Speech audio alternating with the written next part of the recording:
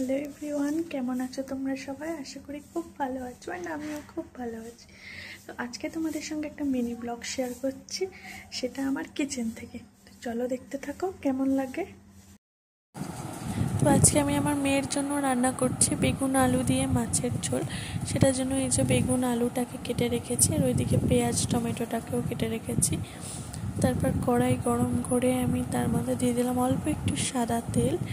সাদা তেলটা হালকা একটু গরম হয়ে গেলে তার মধ্যে দিয়ে দিলাম 5 ফোড়নের গুঁড়ো করা, যেটা আগে থেকে আমরা করে রেখে দিই। তারপর দিয়ে দিলাম পেঁয়াজ কুচি। পেঁয়াজ কুচিটা দেওয়ার পর এবার হালকা করে নেড়ে নাড়াচাড়া করে নেব, যাতে ওটা একটু হালকা ব্রাউন কালার চলে আসে। এই যে ব্রাউন কালার হয়ে গেলে তার মধ্যে আমি দিয়ে দিলাম অল্প একটু সামান্য আদা রসুনের পেস্ট। সেটা দিয়ে আবার একটু নাড়াচাড়া করে নিয়ে আদা রসুনটা একটু হালকা করে তেলের মধ্যে ভেজে তার মধ্যে দিয়ে দেবো টমেটো কুচি দিয়ে এবার সবগুলো ভালো করে মিশিয়ে নিয়ে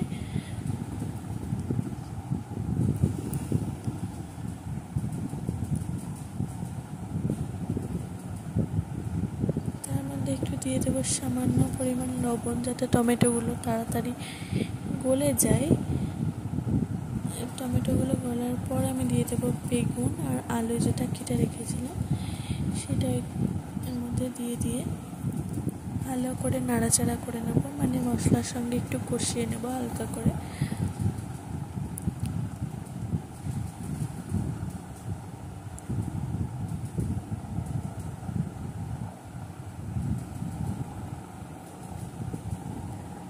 এই যে আমার কষানোর কাজ মোটামুটি হয়েছে, তার মধ্যে দিয়ে দেবো সামান্য একটু হলুদের গুঁড়ো, একটু জিরে গোলমরিচের গুঁড়ো সঙ্গে করে আমরা বেটে রেখে দিই, সেটার একটু জিরে মরিচের গুঁড়ো দিয়ে দিলাম। এর মধ্যে আমি কোনো রকম লঙ্কা ইউজ করব না, যেহেতু আমার মেয়ে খাবে ছোটো, ওর তরকারির মধ্যে আমি কোনোদিন লঙ্কাটা ইউজ করি না।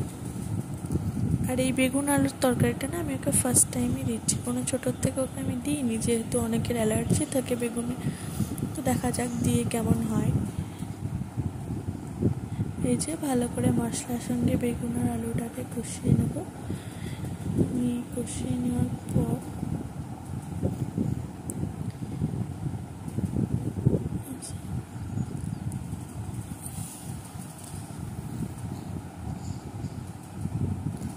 এই যে আমার কষানোর কাজটা প্রায় কমপ্লিট। তার মধ্যে আমি দিয়ে দিলাম সামান্য পরিমাণে একটু